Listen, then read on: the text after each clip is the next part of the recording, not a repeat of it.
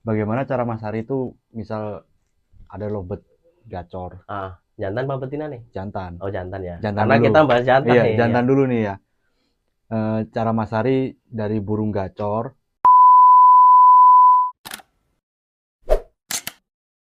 Mas Hari mengeluarkan dobelannya itu seperti apa? Jadi burung tuh real gacor ya. Real gacor.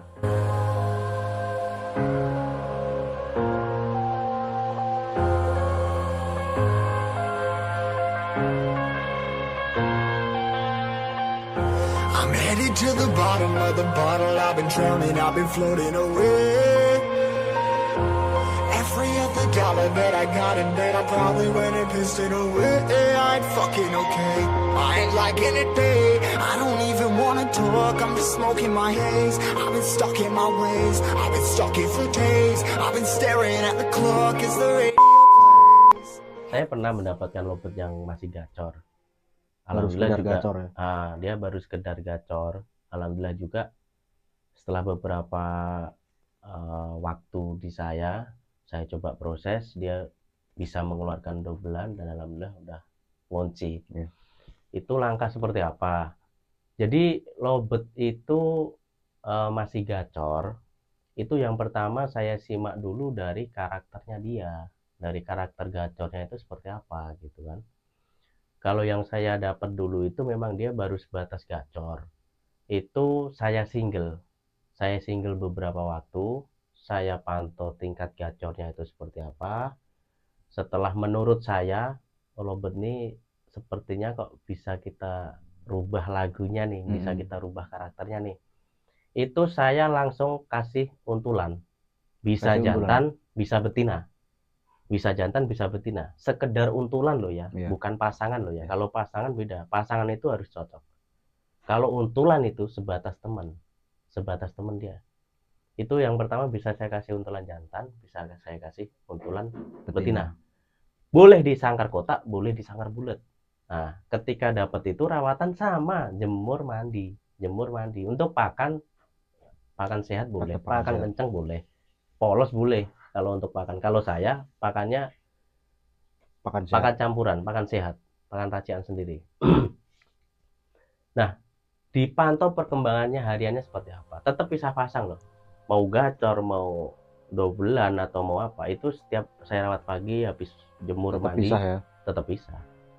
Di saat pisah itu kita lihat progresnya dia seperti apa. Nah, setelah dipasangin atau diuntulin tadi, kita single lagi. Dia. Tahap selanjutnya itu saya coba pakai betina yang galak. Seperti yang tadi. Oh gitu. Betina yang galak. Jadi untuk tingkat birahi si jantan ini menurut saya udah pas. Dia gacornya itu kita maksimalin dulu kan sampai dia itu benar-benar gacor tapi sedikit ada mengeluarkan birahi. Iya. Saya kasih pasangan sama betina yang galak. Betina yang galak. Untuk proses selanjutnya sama, cabut pasang, mandi jemur ya. Nah seperti itu kita pantau perkembangannya juga, progresnya seperti apa. Saya single lagi. Nah itu seiring berjalannya waktu, karena di sini juga ada beberapa konslet, mungkin dia dibantu masteran juga. Ketarik ya. Saya taruh dia itu di seputaran kandang konslet ternak. Di sini kan ada mungkin kadang 10 sampai 20 kandang kotak konslet. Nah, si jantan ini saya taruhin di tengah-tengahnya dia. Fungsinya biar dia itu melihat kanan kiri dia itu berpasangan dan ngawin, tapi dia nggak bisa karena dia single gitu loh. Dia makin seolah-olah kita rubah karakternya itu ke arah stres, ke arah ini karena dia birahi nggak bisa ngawin, sedangkan kanan kiri dia itu kan ngawin. Nah, seperti itu seiring berjalannya waktu, alhamdulillah dia udah mulai belajar double. Ya seperti tadi, untuk menguatkan dobelan seperti yang saya jelaskan tadi. Baru sampai dobelan kuat baru kita pasangin dan alhamdulillah ngunci. Itu tidak semua lobet jantan bisa mengalami hal seperti itu loh ya. Itu ini cuma contoh pengalaman saya aja. Yang kedua saya lakukan juga belum jadi. Gitu loh. Jadi yang ketiga alhamdulillah udah lumayan jadi. Intinya tetap sabar. Intinya sabar, Berusaha dan berusaha, mencoba. belajar juga. Failing itu sangat penting. Ketika kita akan berproses lobet entah factor, entah gacor, paut atau konslet, itu failing. Yang paling penting itu keseharian dia itu seperti apa sih kalau pagi gitu loh. Jadi lobet ini titik nyamannya seperti apa. Iya. Kadang beda-beda. Jadi untuk pemahaman-pemahaman yang kita jelaskan tadi itu untuk sekedar pengetahuan aja lah. Iya. Nanti selebihnya itu teman-teman yang Betul. lebih menjabarkan lagi itu teman-teman Betul. gitu. Yang tahu kondisi lovebird-nya teman-teman ya Ya teman-teman teman-teman, sendiri. betul. Kondisi lobetnya seperti apa itu kan teman-teman. Iya. Nah, barangkali teman-teman melihat video ini, oh kurang lebih seperti ini. Jadi saya lebih paham lagi ke arah sini, Iya. lebih paham lagi ke arah sini. Jadi kurang lebih seperti itu. Jadi gini Mas Yan, burung yang gacor belum tentu bisa diproses ke arah konslet. Tetapi burung yang konslet itu kebanyakan melewati masa gacor. Nah, jadi pemahamannya selebihnya seperti apa dikembalikan lagi ke teman-teman lah. Iya. Nanti kurang lebih pemahaman saya seperti itu. Nanti teman-teman lebih lebar lagi pemahamannya tentang lobet yang teman-teman rawat. Betul, betul Mas Ari. Seperti burung ternakan ya. Nah, Ya kan? seperti burung ternakan, betul. Kan kita cuma niatnya diternak tuh. Ternak aja. Burung ya. sayur, mohon Burung maaf sayur, nih. Semisal burung sayur kita ternak, tapi dia tiba-tiba gacor dan Iya. dobelan gitu loh. Itulah yang saya bilang. Burung yang gacor belum tentu bisa diproses ke konslet. Iya. Tetapi burung konslet belum tentu melewati masa gacor. Iya. Seperti yang kita dapat di ternakan lah, secara nggak sengaja kan. Nah, itulah. Apalagi banyak tuh ternakan burung-burung warna yang sekarang konslet kan. Banyak. Burung-burung konslet tuh sekarang banyak yang warna. Iya. Juga ya teman-teman, kalau kita bahas jantan tuh ada aja obrolannya gitu. Nggak ada habisnya ya. Nggak ada habisnya. Kenapa sih burung lobet tuh munculnya, burung lobet konslet munculnya ke orang-orang itu aja gitu loh. Oh, jadi maksudnya kenapa burung konslet itu selalu muncul di orang-orang itu aja? Orang Misalnya A, B, C, ya itu aja. Kan kadang seperti saya pemula gini ngiri. Ngiri juga, kenapa sih yang dapet itu terus gitu kan. Ada aja burungnya dia konslet gitu. Kalau menurut pemahaman saya sih gini, kenapa lobet konslet itu munculnya cuma di orang-orang itu aja? Iya, Kebanyakan, bukan semua ya, tapi kebanyakan. Orang-orang itu memiliki skill dalam pemilihan materi. Orang itu tahu bagaimana cara memilih materi atau bakat lobet ini supaya bisa diproses ke arah konslet. Jadi paham. Dan pengorbit ini atau teman-teman yang notabene itu pelestari konslet atau dia itu bergelutnya di bidang konslet, itu akan selalu regenerasi terus. Ketika lobet itu laku, dia akan dapat baru lagi. Kenapa kok bisa seperti itu?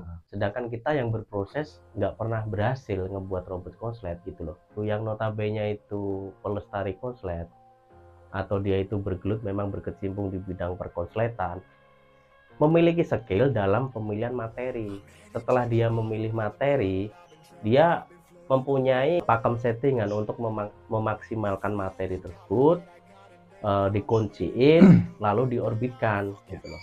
Jadi tidak semua pemain lobet itu memiliki skill yang sama kalau menurut saya ya Mas ya.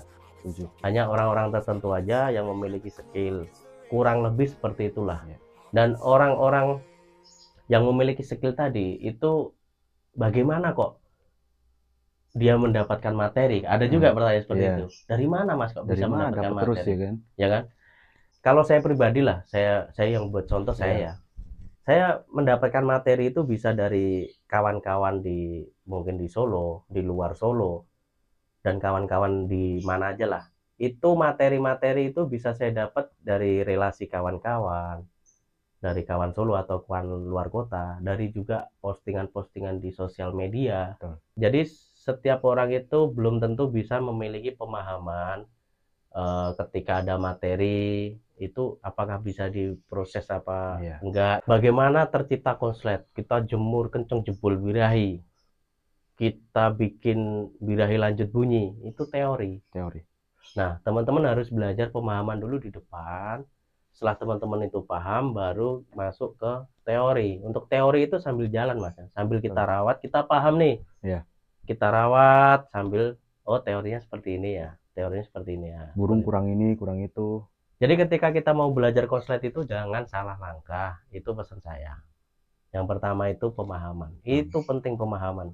belajar untuk memilih materi itu penting. Ketika kita sudah tahu, skill kita udah sampai di situ. Oh, udah bisa membedakan Lobet ini sudah Ada bakatnya. ada bakat. Lobet ini sudah ada materi nih. Oh, Lobet ini masih sebatas gacor. Oh, Lobet ini masih sardot. Oh, Lobet ini masih vector. Jadi bisa memilih Iya. gitu loh. Dan ketika teman-teman itu memiliki lobet yang masih gacor atau masih vector atau sardot, kita samakan rawatannya dengan lobet yang sudah ada materi, itu nanti hasilnya tidak akan sama loh.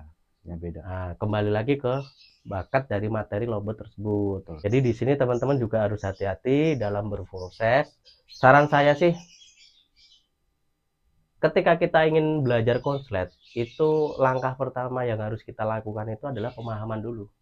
Yang kedua, kita belajar memilih materi. Dan yang ketiga, ketika kita sudah mendapatkan materi, kita belajar untuk ngonciin, memaksimalkan bakat tersebut gitu loh. Untuk ngonciin saya kira banyak lah teman-teman yang udah bisa itu banyak. Ketika udah ada materi, insya Allah lah nanti untuk diproses ke konsletnya itu lebih cepat.